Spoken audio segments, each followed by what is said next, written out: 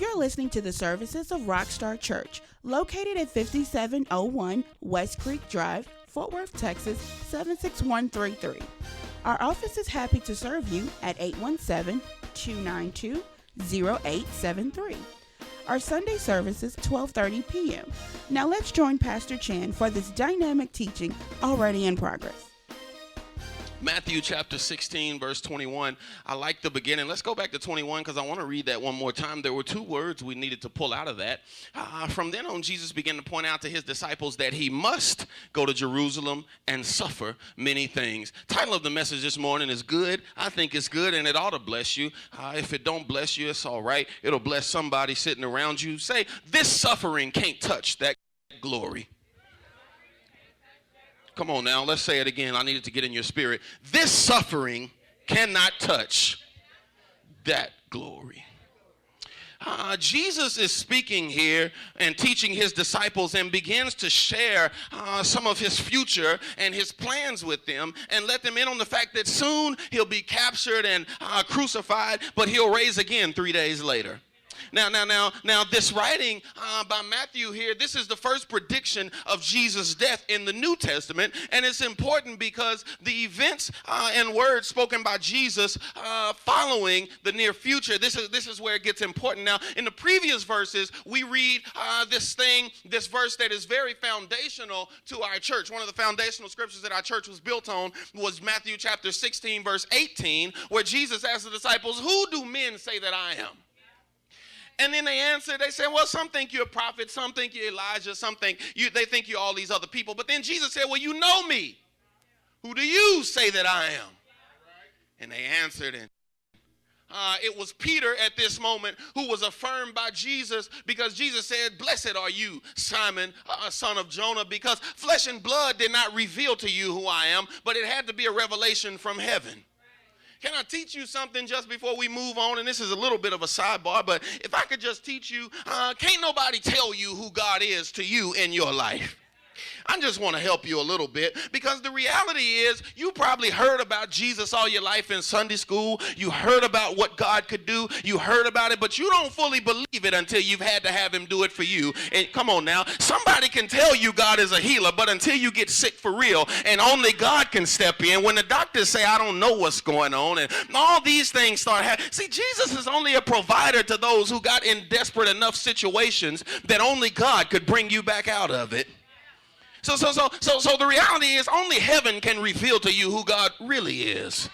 Now, Jesus has affirmed Peter and said, upon this rock will I build my church. The rock was not Peter. The rock was the understanding and the revelation of who Jesus was, because he said, I can't build my church on people because people are fickle.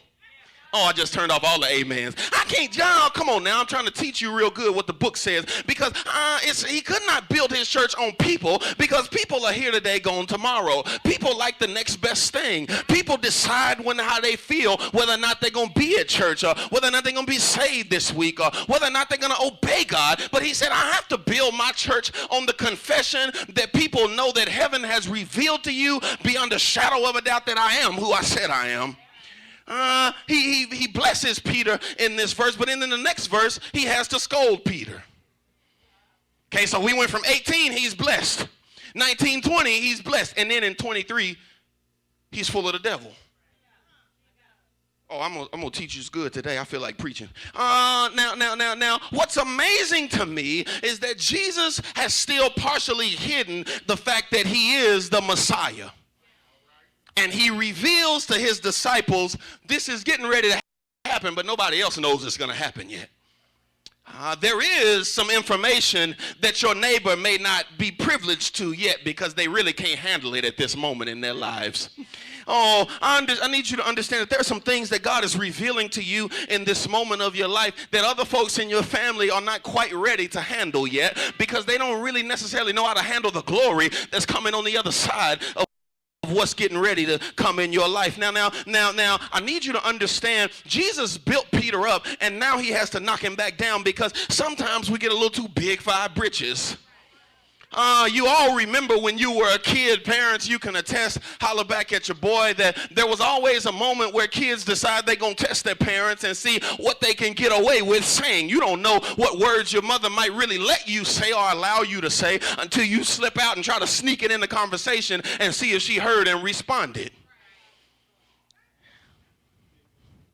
Sometimes we get too big for our bitches, and now all of a sudden Peter has gotten a little bit too big for his, and now Jesus steps in and says, hold on, pump the brakes. And Jesus, what I like is, Jesus did not respond to Peter, he responded to the devil that was using him. Jesus does not make mistakes, y'all. Jesus does not have wasted words. Jesus is prophetic. So if anything ever comes out of Jesus' mouth, if anything ever comes out of God's mouth, then you understand it has to come to pass. He couldn't say, let there be light, if he didn't want lights to appear.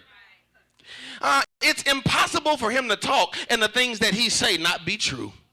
So understand that there's one great thing that happens here in this dialogue, and the first point I got to make to us, and I'm going to move quick, so let's go together. I want you to get it, but I want to get a lot of stuff in here. First point I got to bring to you, somebody, just look at somebody sitting around you and tell them you have to see it from the right perspective. Come on now, let's get it. You have to see it from the right perspective. You have to see things from the right perspective. See, Jesus tells the disciples that he will have to suffer, but he's not afraid of the suffering. He understands that it yields great results. Can I say it like this? There's a purpose in your pain. Somebody, go with your boy. There's a purpose in your pain. There's a purpose in your season of sowing. There's a purpose in the things that you have to go through in your life from time to time. But if I could encourage you to know that this suffering can't touch that glory. I know it hurts to think that when you think over all the things you've been through, you got to understand that sometimes stuff has to go through fire to be refined. Sometimes water has to hit stuff to make sure that it's cleansed. And I know it might feel like you're in the fire, but you won't get burned because God said, I'm refining you in this moment. Somebody holler back at your boy. I know it feels like you're in the water, but you will not drown because God said, I'm cleansing you in this moment of your life. And I wish you would just encourage somebody sitting around you and tell them, listen, you're being prepared for greater right now. You're being refined right now. You're being prepared for greater things right now in your life. And there was a reason that Jesus had to go through this, and it was that he desired that on today, whatever today's date is, he said, I want you to be able to sit in my house and get yourself together. Can I help you? I want you to be able to sit in my house today and get yourself together. Jesus, I like this part. He wasn't afraid of the cost of the seeds that he had to sow because all he knew was the harvest would be great. I'm trying to help you. I know that's a deep statement to make, but I need you to understand that you are the harvest of the seeds of Jesus' suffering. That's a word and a half. You are the harvest of the seeds of Jesus' suffering. Jesus said, I know that they're going to do me wrong. I know that I'm going to go to this earth. I'm going to step down out of glory. I'm going to step down out of perfection. I'm going to step down away from angels. I'm going to step away from the throne of God, and I'm going to come down on this nasty, dirty, sinful, filthy earth, and I'm going to walk around for 33 years. I'm going to be born in a land that didn't really appreciate me. I'm not going to be taken care of like a king like I should, but I know that it'll all be worth it. Because one day down in September, a little over 2,000 years ago, I need Denarius to be able to sit on the organ in church and say, God, forgive me for my sins because I messed up. And I just need him to know that it's already done. And I know Tony will make some mistakes along the way, but when I get down to 2013 in September and he's ready to go to church and ask me to help him get it together, I want him to know that all he has to do is ask, because I am faithful and just to forgive you of every sin if you just ask.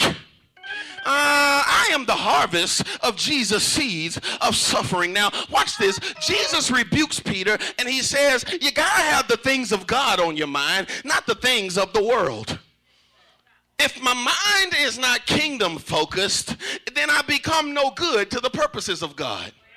Can I help you? If my mind is not kingdom focused, then I become no good to the purposes of God. See, not being kingdom focused can cause me to have improper perspective on my situation. See, it's dangerous when you look at your situation in the wrong way.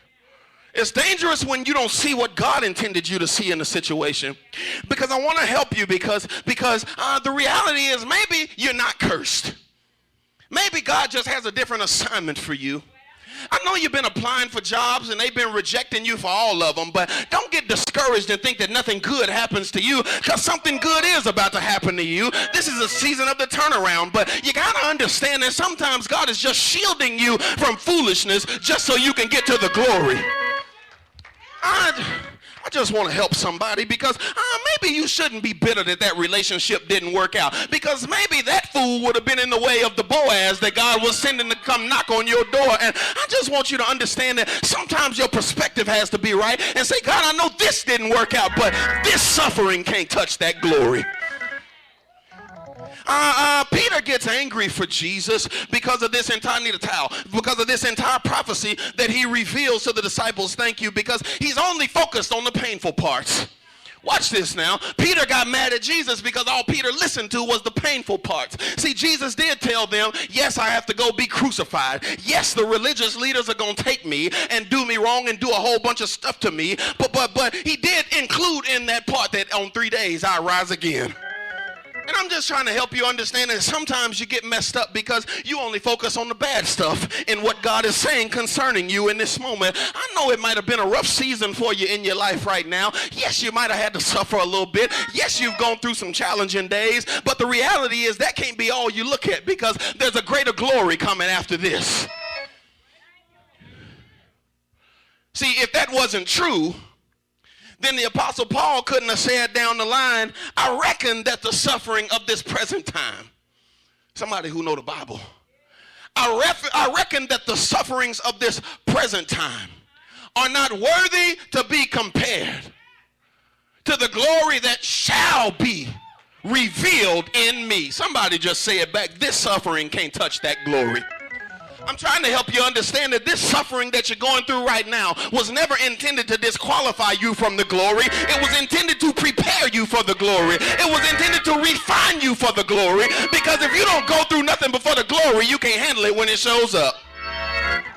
You can't go from being broke to being a millionaire. You don't understand it. You can't appreciate being healed until you've been sick. Because you don't understand it. You don't understand what it means to be healed if you've never been sick. Oh, I'm trying to help somebody. This suffering can't touch that glory. Peter was missing the glory in the situation. He was missing the glory in the story. And I believe most of us have missed the glory in our own story, because all we look at is the fact that there's a high mountain I got to climb. Oh, God, I want to be delivered, but I know it's going to be hard. Oh, God, I want to be free, but I know it'll be hard. But God said, but you don't understand what it's going to mean to be free. You don't understand that you're getting ready to be delivered and totally set free. And who the Son sets free. Peter was missing that Peter was missing the fact that Jesus said, I am going to get up. I am going through, but I am going to overcome. And I need you to understand that sometimes we forget the promises that God made us. Told us last week we have to remember our promise, and the general promises of God and his word are really specific to us. He didn't just say you're more than a conqueror for nothing. Oh, I told you, Jesus, God is prophetic, so every word that comes out of his mouth has to come to pass. So why would he write in his book that you are more than a conqueror, you are more than an overcomer, if he intended for you to lose? Why? God don't have time to waste words. They're too powerful. They're too powerful. Stuff happens when he opens his mouth. And I need you to understand that the reality becomes that stuff happens when you open your mouth. So you better be careful about how you talk about your situation. And if all you ever going to say that, oh, I'm coming up on the rough side of the mountain. No, I'm not coming up on the rough side of the mountain. I'm celebrating the victory even before it gets here, child. I'm getting ready to do something great because God has already ordained me for a moment such as this. And I just want to encourage you that God has ordained you for a moment such as this. He's anointed you for a moment just like this. He's after all you've been through. After all you've been through. I got to help us because we will have some challenges. We will have some struggles. And some of us are just in the middle of a valley moment right now. Some of us are just in the middle of a low moment. I just want to tell you these two little words, and they are keep going. It's not deep and profound. That's God's instruction for you.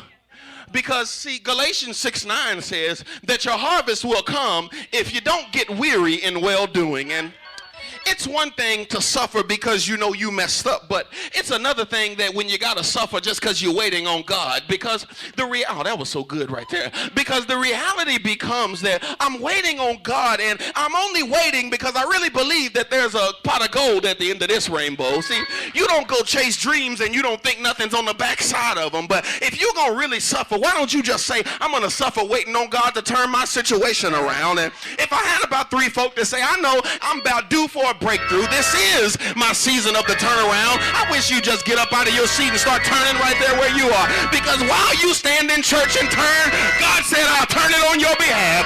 I'll just start turning your finances back upside down. And I'll turn everything about you back upside down. But wait, that only happens if you don't give up. That only happens when you don't quit. So for quitters, that don't apply to you. But the reality is, God said, if you don't faint, don't get tired of doing right. Don't get tired of serving me. Don't get tired of sowing. Don't get tired of being what you're supposed to be. Just keep going, because in due time, you will. He didn't say you might. He didn't say it's possible. He said you will. Somebody say, I will. Let's just say it like we say. I told y'all this season of us, this is the season for you to reap what you've sown. Somebody say, this is my season to reap what I have sown. Oh, second point I got to make to you, and I'm almost done. Somebody just say, you got to be careful who you take along with you for the ride. Come on now, you got to be careful who you're taking along with you for the ride, because we say this often, but the reality is that in everything that we have on the horizon for us, anybody know that something good is getting ready to happen for you? Come on now, you don't have to believe it, but those who do, just wave your hand and say, I receive that. I receive that something good is on the horizon for me. But with everything that God has already promised you and is already getting ready to do in your life, I need you to understand that everybody in your circle can't handle this. Everybody in your space can't handle what God is doing with you. You can't share everything with everybody because some of them might even try to talk you out of it. Oh, come here, Peter, because when Jesus began to tell the disciples of the glory that was getting ready to be revealed in the earth, this wasn't a little miracle. This was life-changing stuff right here. He said, I'm getting ready to die for all of my children, my sons and daughters who don't even know they'll be my sons and daughters yet, who will think they don't even want to go to church, who will think they don't even want to live right. They'll think they don't even want to be saved. But God said, I'm going to die for them now, that while they are yet sinners, they can still have access to me. But Peter stands up and says, no, God, that ain't gonna happen to you. No, Jesus, that can't happen to you. And I need you to understand that, see, Peter had a voice in the disciples. He was the voice, and oftentimes he spoke for everybody. But the devil also knew this. Tell us all the time that the devil has to have a vessel to speak through. And if you're not careful, it might just be you. Oh, one thing we remember about Peter was it was easy for Peter to be spiritual in the presence of God, but in the presence of Jesus, but some things started to happen when he stepped out of the presence of Jesus. And I'm just trying to encourage you that it's easy to get up and turn around in church service when you're in church, and it's easy to shout and dance and be spiritual. It's easy to yell out amen while you're in church, but the trouble and the attack comes when you step out the doors and the devil is saying, I dare you to tell somebody what you just heard and what you just learned. But some of us are so under attack because we're not taking anything back out of here that we got while we were in here. And so the devil has to have a vessel. And if you're not careful, it might just be you. But what I like is, I said earlier, Jesus responds directly to the devil. One thing I like about the book is that Jesus had this, there was this verse in here, and Jesus said, I need you to know that when you resist the devil, God gave you instructions, when you resist the devil, he will flee. He will flee. And there ain't no need for me to be talking to the people that are involved in my situation. There's a need for me to talk to the situation that's attacking my situation. I'm trying to help somebody. Because God didn't say that when the enemy comes in like a flood, I'll lift up a standard against the people he's using. I'm trying to help you. He didn't say that greater is he that is in me than he that is in the world and the people that's trying to attack you. He didn't say that you are fighting against people.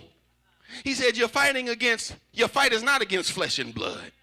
And I'm trying to help you understand that Jesus stands up and says, please understand that this attack has nothing to really do with Peter. It was about the enemy that had jumped inside of Peter to start talking through him. Telling all of your business, y'all, is a dangerous game because everybody around you is not spiritual enough to handle it. Some people just don't flat out have enough faith. Okay? And others are just trying to block the glory that God is trying to reveal in your life. Some people are just haters. Don't tell it all. You got to tell some, you got to keep some. See, if I could bring it down your street in your house, you can't tell your drinking buddies that you're ready to quit drinking. Somebody. You can't tell your drug dealer you're getting sober. You can't tell all your illicit relationships that you're going to straighten up and be faithful now, because they will try to block what you have decided to do for God. And I'm just trying to help you understand that they really can't see the work that God is doing in you. And sometimes you just got to wait it out and let them meet the new you. I dare somebody to be crazy and just go walk up to folk you already know and start reintroducing yourself. I know you know my name, and I know you know who I am. I know we talk all the time, but I need to introduce you. I'm the new Chan. I'm the delivered Chan. I need somebody to understand. I need them to meet the spiritual you, because they've known the sinner you for too long. But God said, I need them to meet the pure you, the clean, the delivered, the fresh, brand new you. Everybody can't see your miracle, but you better not lose sight of it. Jesus had one goal in mind. Jesus said, I know that I have a purpose on this earth, and my Father's work cannot be done if my purpose is not fulfilled on this earth. And no matter how bad it looked going in, he never looked at the present. He never looked at the hard part. He never looked at the middle. He said, I only see the end result. I only see the end result. So a verse like that is supposed to encourage you, that would say, I reckon that the suffering of this present time, yes, you're in a bit of a tizzy right now. And yes, you're having a hard moment right now. Yes, everything seems upside down. Yes, you can't catch a break right now. But the reality is, God said, I just need you to understand the glory is getting ready to be revealed. And this suffering can't touch that glory. You can't ever forget that this is your season to reap what you have sown. Somebody say it again. Get it in your spirit. This is my season to reap what I've sown. Because see, when you give everything you have to God, then you have to understand he will certainly return the favor and move heaven and earth on your behalf. I don't know about you, but I need some big miracles. I don't want God to do no little stuff I can do for myself. I want him to be God in my life and do stuff that I didn't have access to. I want a millionaire to come look me up in the phone book and drop a check in the mailbox outside the church and just say, God, just put you on my heart. And come on now, I want to be denied for some stuff one day and approved the next day, and I didn't do nothing in the middle. I just need you to understand. I want to be unemployed one day and the boss the next day. I want God to do some stuff that I couldn't do on my behalf. Would you be encouraged that everything might look a mess right now and your stuff might not be looking like it's going to turn around, but you might be at the end of the road. You might be a day late and $1 short, but God can still turn it, and he's on his way to your house right now. Oh, come on now. Some people that need Jesus to stop by your house. Come on now, I wish you would just holler and say, God, come on over my house. God, come on over to my house, because I got some bills I can't pay, and I got some stuff I can't get over, and I got some stuff I need to be healed from, and some stuff I need you to set me free from. And I wish you would just ask God to stop by your house. Because now what I like is Peter wanted to protect Jesus from dying, but the glory was in the death. See, sometimes your friends want to protect you from what God is doing in you, and they don't even realize that the glory in your life is in the hard part. Without the death, there could be no resurrection. I'm trying to help you understand that without your sickness, you could never be healed. Without your trouble, there could never be a miracle. Without the ashes, there could never be beauty. So we can't be so ready to run from the sight and the sounds of struggle and trouble, but just know that God does have a plan for you.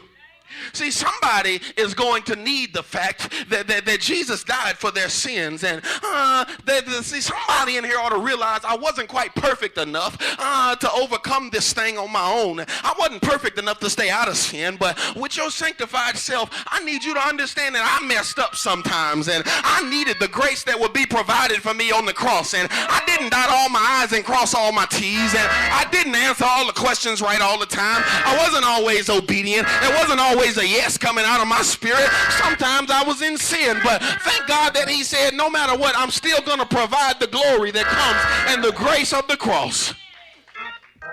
Aren't you glad Jesus didn't let Peter talk him out of dying for you?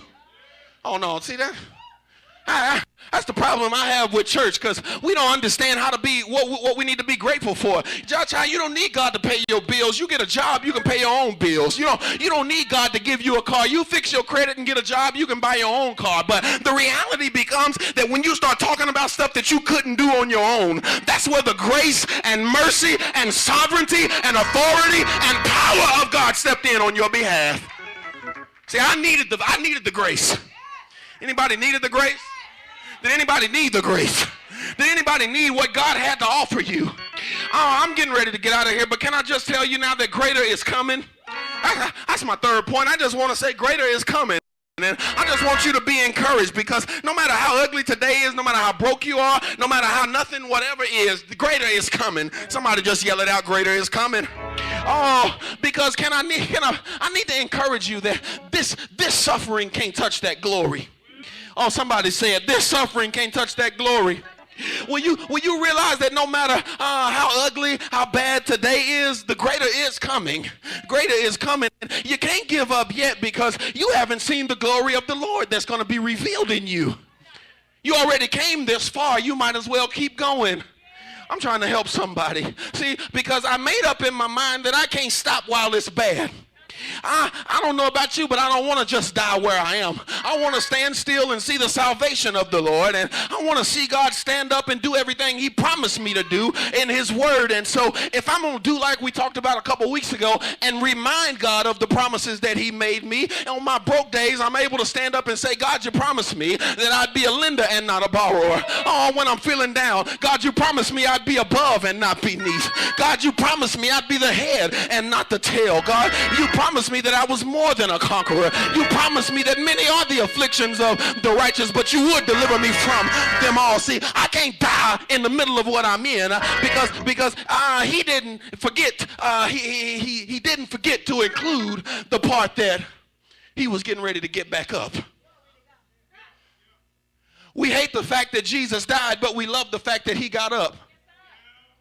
We only want to talk about the bad stuff, but we leave out the best part, because like I told you, if he hadn't died, he couldn't have been resurrected. And if you hadn't fallen, he couldn't have picked you back up by his grace. And oh, come on now, if you hadn't have been in a compromising situation, angels and the blood of Jesus couldn't have come and got you back out. And I want to encourage you that no matter, I know we have fallen, and no matter what we found ourselves in, we are about to get back up. Don't you just grab a neighbor that looks like they need some encouragement, please. Grab the hand of a neighbor that looks like they need encouragement. Because somebody in here, sometimes when you're going through, you look like it. You wear it on your face, and you wear it on your clothes, and you don't feel like combing your hair all the way, and you don't feel like doing what you're supposed to do. See, when you're all good, you want to get beat down and beat your makeup and your hair, and you want to be causing it with your outfit, but when you're going through and struggling, you don't really care. You wear your holy jeans and your flip-flops to church and all that, and that's all right. Just grab somebody that looks like they need some encouragement. Then why don't you just jump up and pick them up and yell, "Get up!" Pick them up and just tell them to get up. Pick them up, tell them to get up. God didn't ordain for me to stay where I am. I know it's ugly today, but God said I still got the power to heal you from whatever you're going through. The reality is in my life that a whole lot of stuff knocks us down, but you just got to keep getting up. I am going to have to suffer and struggle and cry and fall and do a whole lot of stuff, but I got to believe that while I'm in all that my greater is on its way. I can't tell you when God is coming. I can't tell you what day. I can't tell you what hour, what minute, what time, what week, what month, but what I can tell you is that he's coming. And he's on his way to your house. Somebody just say, "God, stop by my house. Oh, stop by my job, God. Come ride with me in the car. Come go to work with me oh, God, when I start cooking dinner this evening, I need you to cook with me. No matter what I'm doing in my life, I need you to be there on my side." And God said, when I do get to your house, when I do show up, just know that I'm bringing some company with me. Could we just hold up that one finger? I thought I was done, but the Holy Ghost just said you got to encourage the people of God, son. Would you just hold up that one finger? Because God said, I need you to know everybody might not remember. And if you're going to remember that greater is coming, then greater has to be accompanied by this one thing. Well, we like to make a little declaration around here at Rockstar Church that we are just one blessing away. Somebody yell it back out at me. I'm just one blessing away. I might be on the repo list, but I'm just one blessing away from my new car. Somebody, I might be on the eviction notice, but I'm just one blessing away from God putting me out of here and giving me my own.